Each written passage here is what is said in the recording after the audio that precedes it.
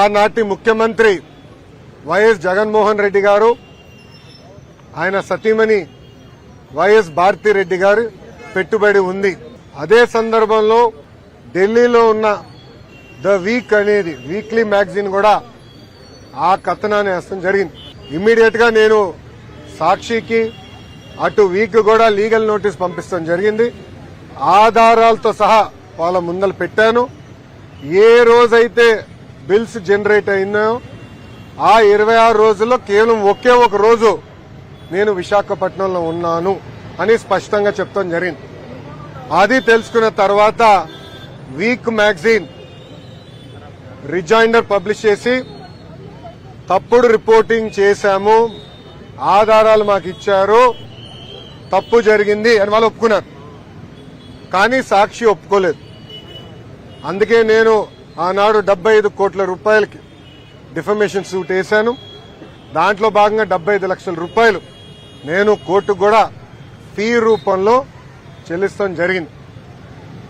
ప్రజలందరూ తెలుసు, తెలుగుదేశం పార్టీకి అధికారం కొత్త కాదు.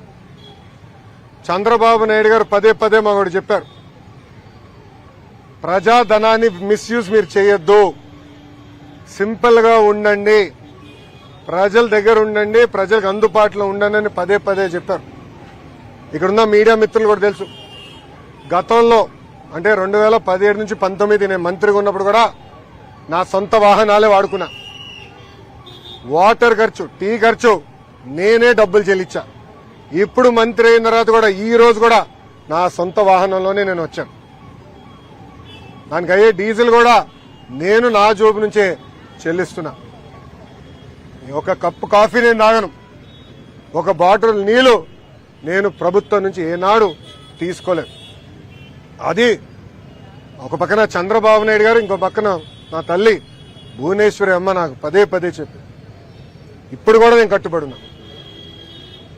5 సంవత్సరాలైనా సిగ్గు లేకుండా ఇప్పుడు కూడా సాక్షి పత్రిక యజమాని తరపున వచ్చిన లాయర్లు వాదిస్తాం. చాలా చాలా బాధాకరం. ఆర్టికల్లో చాలా క్లియర్ గా చిన్నబాబు చిరుతిండి 25 లక్షలండి అని రాశారు. లోపల ఆర్టికల్లో చాలా స్పష్టంగా నా పేరు 6-7 సార్లు ప్రస్తావించారు. దాంట్లో చాలా క్లియర్ గా నేను అక్కడ తిన్నానని